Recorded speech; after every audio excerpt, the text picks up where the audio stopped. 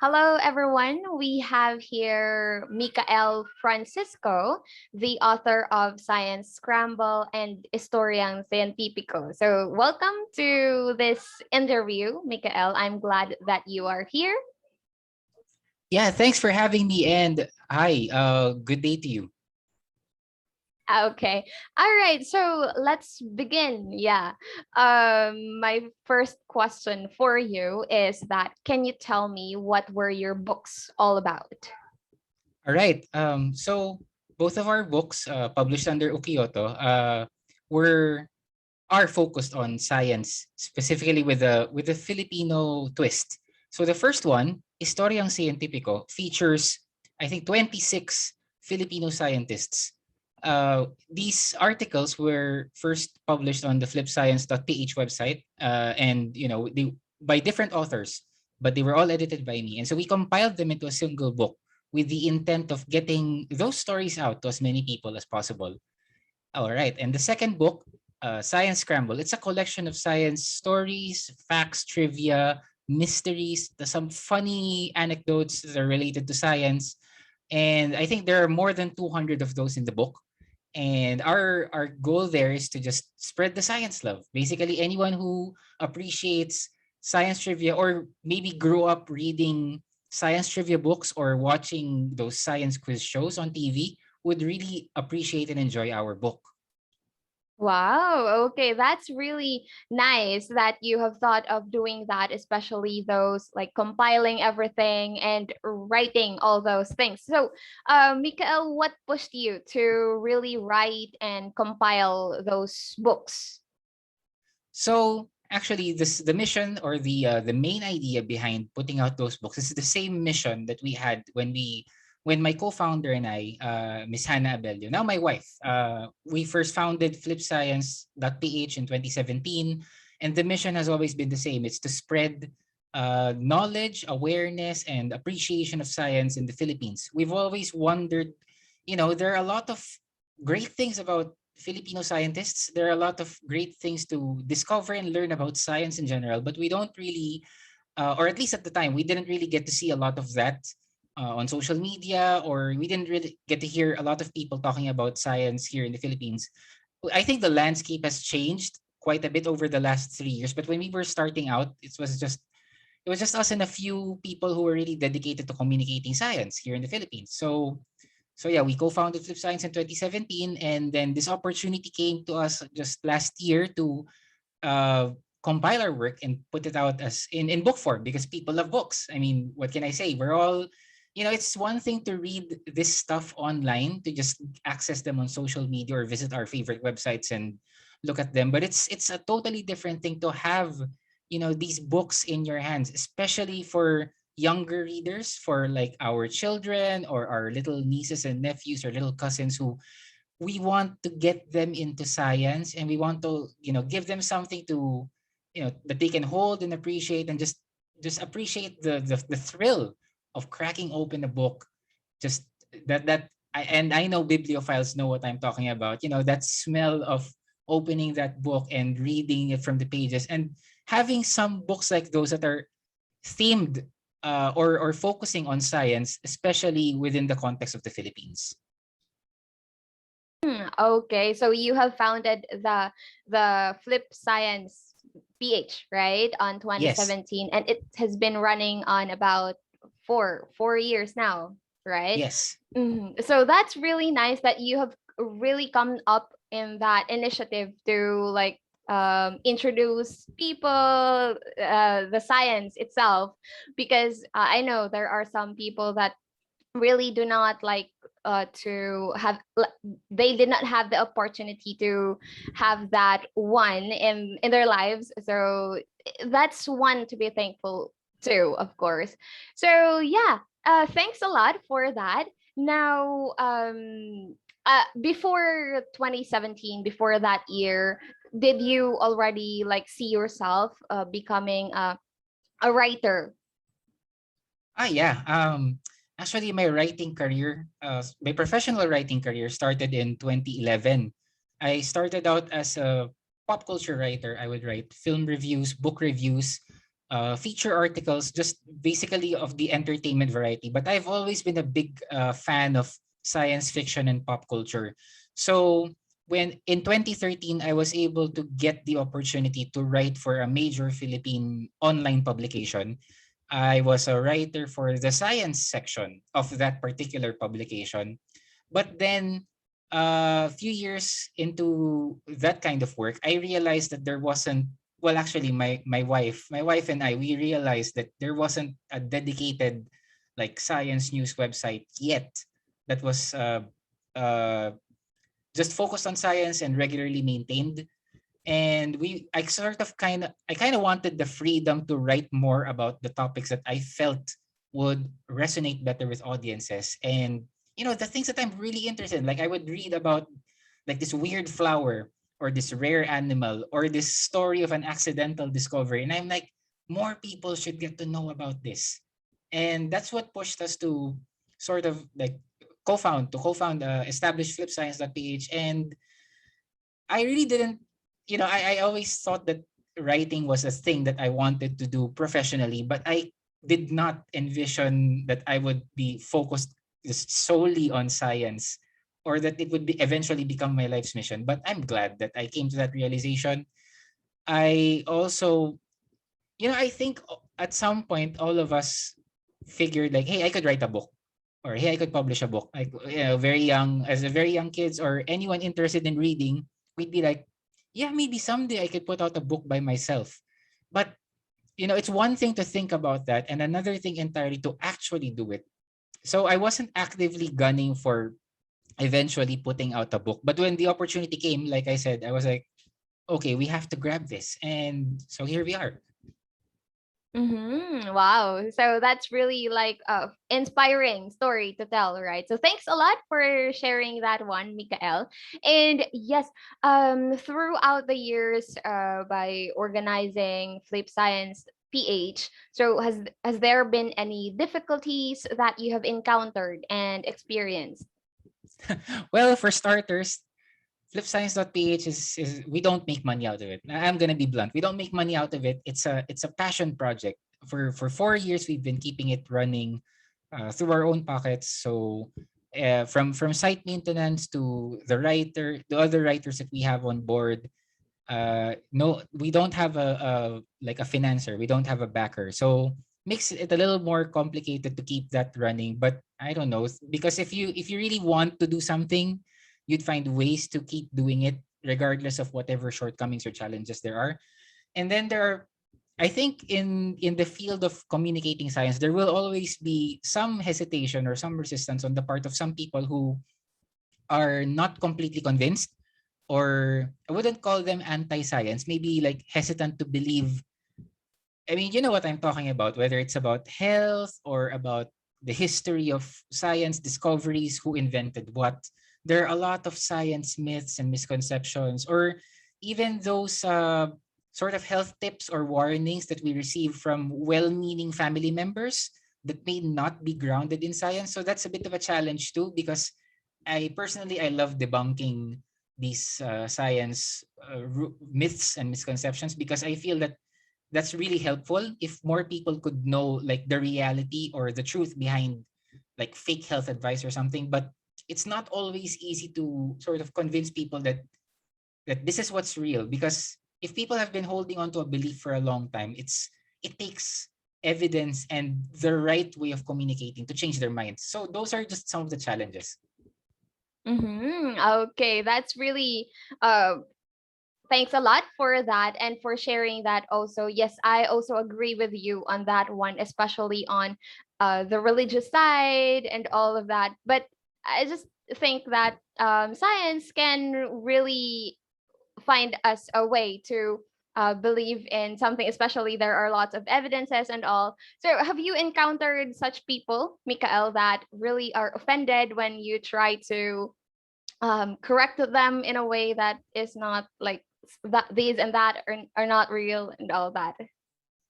Yeah. Before I answer that, I want to add on the point that you brought up about religion. I'm actually of the opinion that in most cases, science and religion can coexist. In fact, there is a Mm-hmm. Filipino priest and scientist, national scientist, Father Benvenido Nevres, who is a strong advocate of science and math Oh. education, but also, he's a man of the cloth. So Mm-hmm. uh, it can coexist. So Sure. sometimes sometimes I feel that, as long as you present people with the right evidence and the, compelling narrative, you can get them to accept the evidence-based realities that we communicate, as science communicators.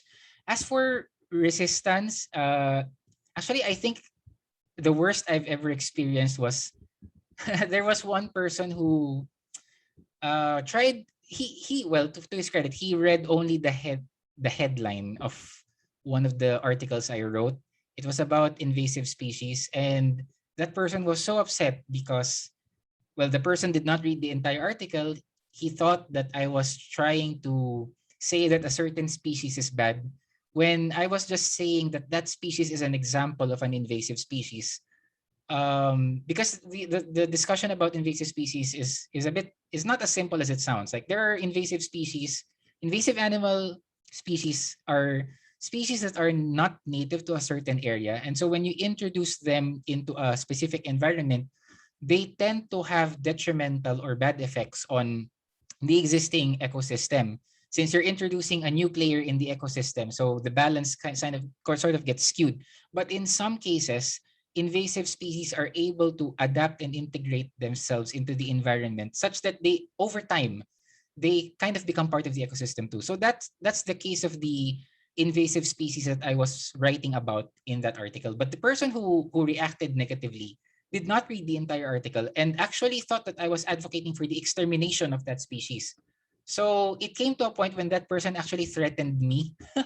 I mean, I'm glad that there are people who are such staunch advocates of the species, but I'm like, read the article first before you react. So he threatened me and he said, I'm gonna get my friends who are also fans of the species to write to you, or maybe physical. Yeah, he actually said physically harm you. So I was like, hey, wait, just read the article first. So that stands out as an example to me because I really found that funny. I mean, it's a bit scary, but also funny. I've had other experiences, people who doubt the efficacy of vaccines, people who believe at some point that who thought that COVID was just a myth. I hope that, a year and a half into this pandemic, I hope they've changed their beliefs now because a lot of people are dying, and this is not the time for us to believe in such conspiracy theories. But it's a wide range of. And there was one person who said that I was lying about an article clarifying the truth behind some Filipino inventions that actually weren't invented by Filipinos. So as you can see, like, if I enumerate the examples, I don't think this interview will be finished. But there are a lot of examples I can think of. So the short answer would be yes, I have encountered quite a lot of these, and I've kind of learned how to deal with them properly over the years. Like, it's one of the problems of most people, right? That they will not like fully read the whole and just read some part of it, and then Yes. you just come up and fight someone. Yeah, but yes, but I also want to clarify to the people watching this that I don't think that these people are not smart. Like, let's get that out of the way. These people are not stupid. The biggest mistake you can make as a science communicator is to think that the people who do not believe immediately or do not accept what you are communicating are stupid, because they're not. These people are Mm-hmm. actually smart. Don't True. underestimate them, and do not make them feel like they're dumb. Because if you insult a person or make them feel stupid or dumb, they are less likely to listen to you. Just keep Yeah. trying to, yes, right there. So just keep convincing them with evidence, with proof. Present your arguments well, communicate them well, respect their intelligence, and that's how you convince these people. Yeah, that's like one of the most wonderful practice to be done with and to deal with in those type of people, right? So yeah, thanks a lot, Mikael, for that very well thought answer. I really appreciate it. And also, have you ever written another genre like fiction, like for example, romance or mystery thriller and all that? Yeah, I've written some humor pieces, fiction, but not particularly proud of them. I was a very prolific poet in high school and college. I don't dabble in that as much now, but I used to. I'm working on a graphic novel that I can't reveal the genre yet. It's something I've never done before. The my progress is kind of slow because I'm focused on writing about science, but little by little I'm getting it done. So yeah, I've explored other genres, and hopefully when I finish this next one, it'll be different from the ones I've already published. Okay, well, I'm going to look out for that one. Yeah, good luck with you. So, about your reading, like, do you like to read fictions, or you prefer nonfiction? These days, I've been reading more nonfiction. Like, I love reading long feature articles about the things that we don't often notice or think about. Usually, given how we're still in this pandemic, most of the articles I've been reading, the long form pieces I've been taking, are examinations of how people are sort of adjusting their lives in the pandemic, the things that we don't notice.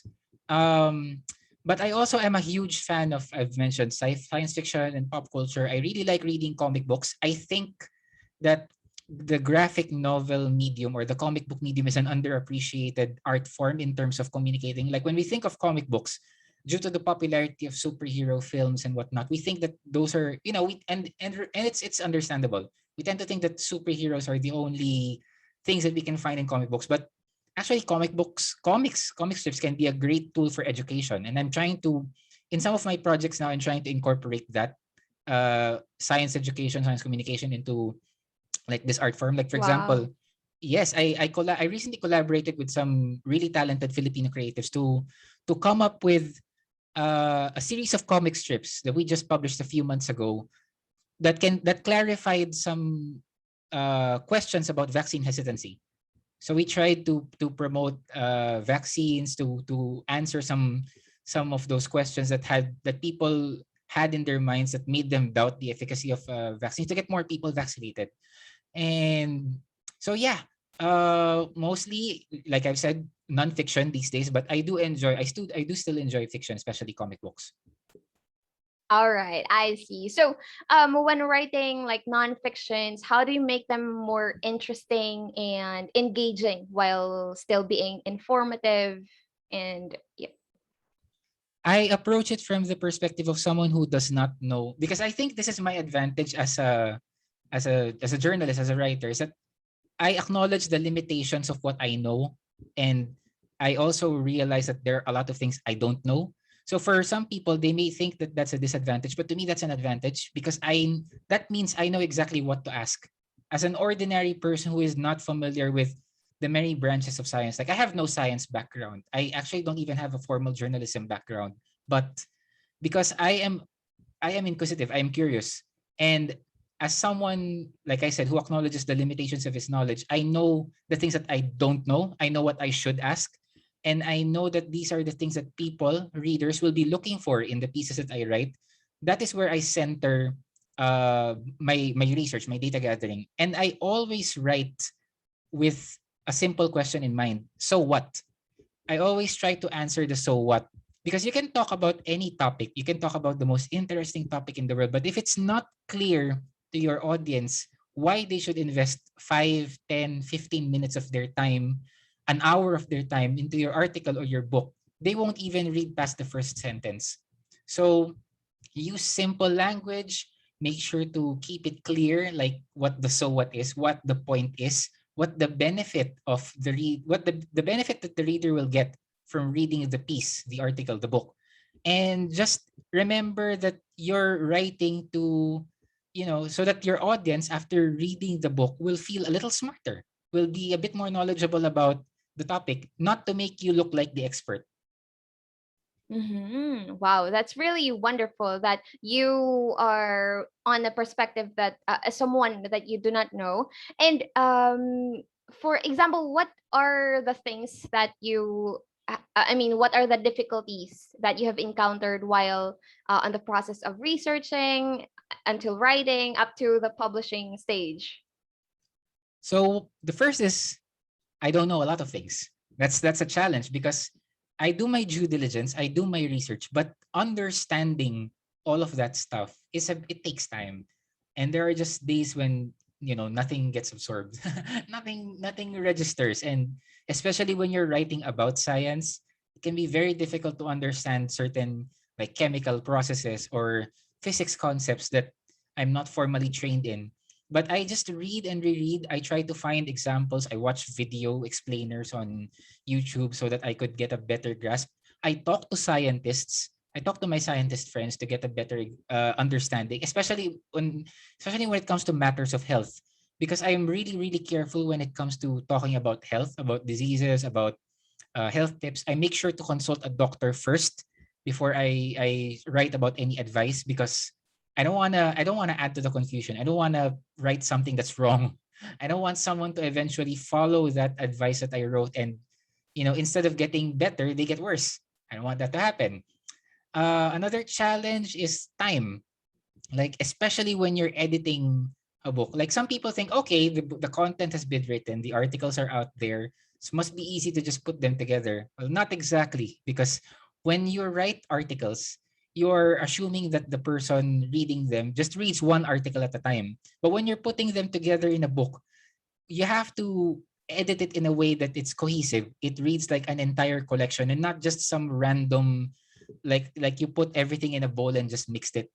Like there has to be some theme, some coherent narrative in the book that will make the person want to keep turning the pages and get them hooked.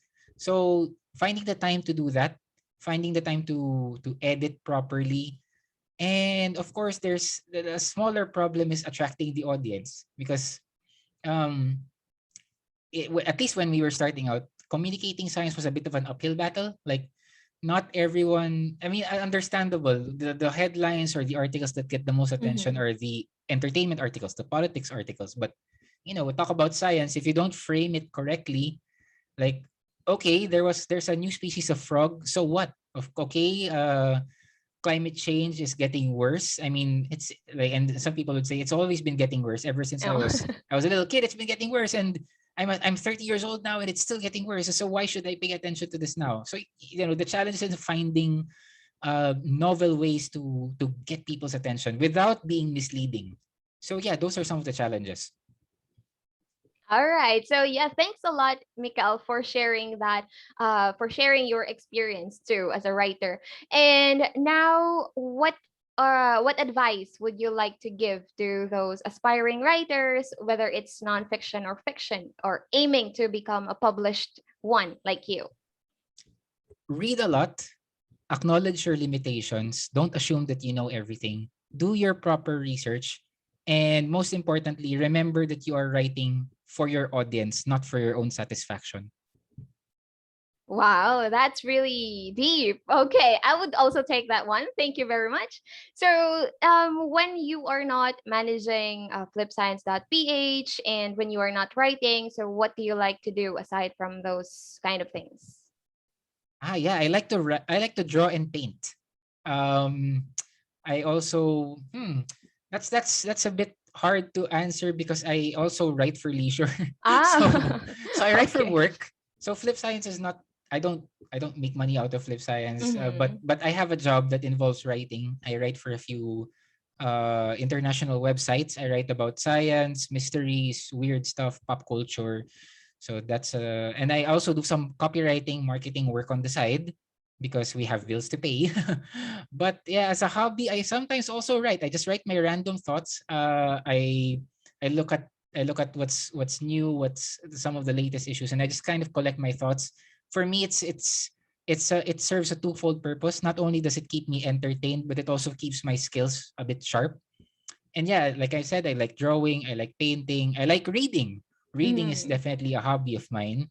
I am of the opinion that you can't be a writer without reading, but you can't be a good writer without reading. Oh, So yeah. that's nice. So whether it's a paid job or a hobby, it really involves writing, right? So Yeah, for most, for that's most of the really things I do. impressive. So how do you keep your words flowing? Because I think I could not write 1,000 words like for a day, for a week, or something like that. Yeah. There are just some days when I can't. So what I do is I take a break. I stop. I just look out my window. It sounds like a very cliche thing to do, but I just stop. I look at the sky. I look at the window. I try to collect my ideas. And what usually happens for me is, as long as I like to think of myself as a car that takes a bit of time to start, but when it starts, like the drive is generally smooth. So as long as I can think of a killer intro, I think the words just flow naturally. I admittedly I don't know how I can explain how that happens for me. I'm still working on, because I do want to share with other people how, and I get asked this question a lot, like how do you keep the words flowing? I do want to share my process. It's just I don't really completely understand my process yet.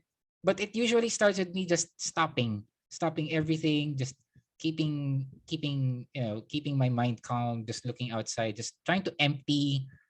Basically, it's like if you have a bucket of Lego bricks and you're trying to build a house, but you're trying to reach into the bucket and you keep pulling out random pieces and you don't know how to build the foundation of the house because you keep ending up with a piece that looks like it's for the roof, or you pull out a door or a window but you can't find the foundational bricks. So what I do is basically just empty that whole bucket so I can see all of the pieces and then I put them together slowly. That is, I think, the best metaphor I can come up with for my process. Okay, wow. Thank you so much for that, Mikael. So I think it also comes with the talent and the skill. So I salute you for I think that the one. skill can be developed. Like I don't Oh, think there's such a yeah. thing as a someone who doesn't know how to write. If you really want to write, you can be good, or you can find a style that works best for you. Yeah, that's basically true. And I agree with you on that one. So, anyway, are there any people you'd like to thank, or you can invite your readers to follow you on your social media sites or your websites?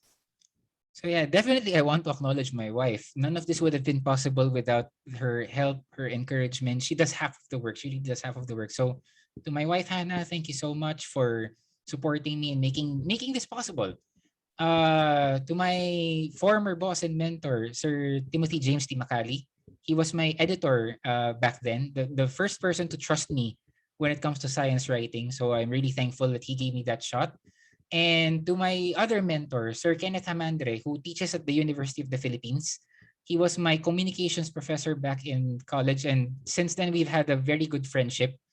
I asked him for life advice, and I asked him if whether this is a good idea, or generally just have lighthearted discussions with him sometimes. And having those kinds of friends, those kinds of people you can talk to, it really helps your creative process. So I'm grateful for these people. And as for the people out there who are tuning into this interview, I'd like to invite you to follow Flip Science on Facebook. Flip Science, flipscience.ph. You can also follow us on Twitter at Flip Science PH, and you can follow us on Instagram at Flip Facts Daily. And we also have a store on Shopee where you can buy our books Istoryang Siyentipiko and Science Scramble. So, and definitely we're coming up with more books, so please watch out for that. All right. Yeah. Thank you very much. And finally, for the last question, how was your experience with Ukiyoto Publishing? Oh, absolutely wonderful. I cannot say, like, I have so many good things to say about Ukiyoto, and I'm not just saying this because you're interviewing me. Like, the process was seamless. It was so smooth considering that there's coordination among people in different countries, just coordinating the whole process. It's amazing that we were able to come up with not just one but two books within such a short turnaround time. I highly recommend that if you're an aspiring writer, whether you already have the stuff, whether you already have the content ready, or if you want to venture into something that you've never tried before, I definitely recommend working with Ukiyoto on your first few books and seeing where it goes. Because having a good partner to work with you on putting out your first books is crucial to building your career as a book author. All right. Thanks for the kind words. Thank you very much, Mikael. And yeah, that wraps up our interview for this day. So I'm really glad and I appreciate you for coming here, coming here in Yeah, this interview. virtually. Yes. Thank you so much for having me. Yeah, for giving me the opportunity to talk a lot. Hopefully, no one fell asleep while listening to this. All right. So thank you and have a good day. Thank you.